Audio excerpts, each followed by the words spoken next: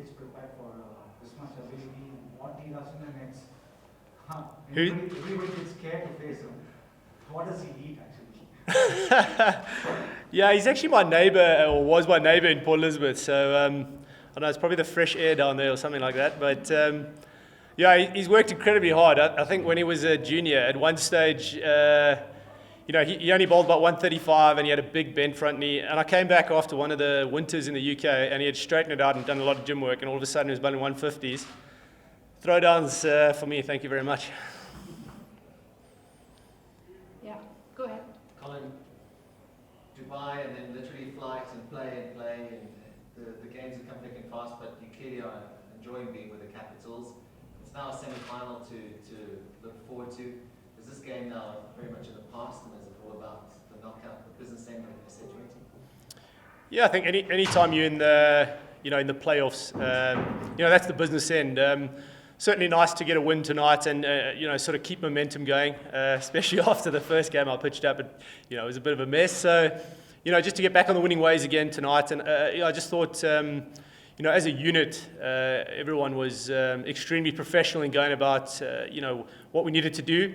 And certainly one eye on tomorrow with, some of the bowling changes, especially me bowling a second over.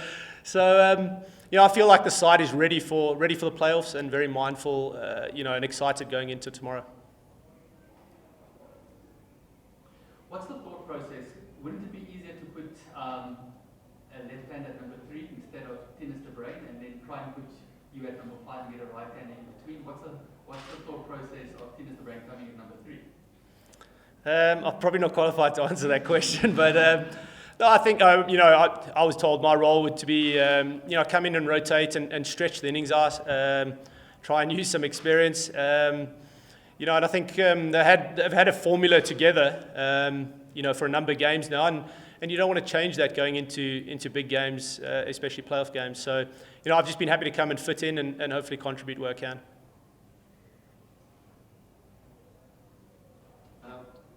You've had a good look at the Paarl Royals today, facing them tomorrow. What are you expecting from them? Because Mark Charlton, the assistant coach, came out and said they're a scrappy team and they're coming to do the business tomorrow. Yeah, I think anyone would say that going into a playoff game, and it's one day where you got to pitch up. This group has certainly played well through and sort of earned the right to be there. And certainly, like you say, I've only been here a couple of days, but there's a hunger and there was even a pride coming tonight to, come and do the business. So I think, it will be a scrappy game. The wicket looks like it's been quite dry. And I know some of our support staff have been across to look at it today. So, I think we're prepared as well as we can. The group's getting on really well, and, hopefully it's a good scrap tomorrow. Yeah.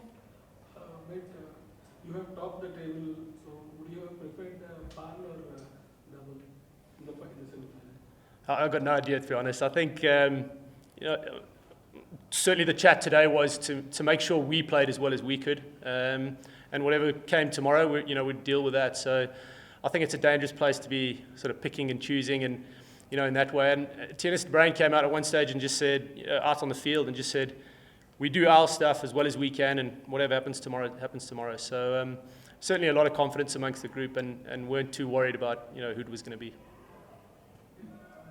Just very quickly, what have you made of the SA20? Obviously, you joined the team at the back end of the tournament, but from an outsider's point of view, and then now being part of it. Yeah, watching from afar, it's been it's been fantastic, to be honest, just to see the sort of the level of the crowds, the hype around cricket, and I think everyone's been looking forward to this competition for probably 6 to 8 years, maybe even as far back as that. So to have it so well received, and the standard of the cricket's been fantastic as well. So it's a massive positive for us as a country, and for the cricket going forward, and just to see those young faces on the bank again, excited about the game, and they're spinning the highlights day in, day out, on the TV again, and I just think it's a massive positive going forward, and I certainly have really enjoyed seeing the flourish, sort of the competition really flourish for the first time.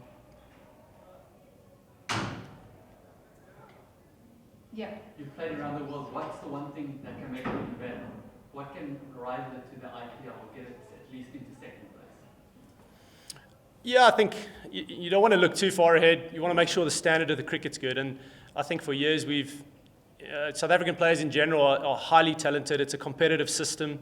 I understand it's branched out a bit in terms of teams, at domestic level, which I think is great as the catch net will get a bit bigger. But to have, young superstars and a few senior players really doing well on a broad scale international stage tournament now is, it's fantastic exposure and will only do our cricket a positive. Thank you, everyone. Thanks, Colin. Thank you and good night.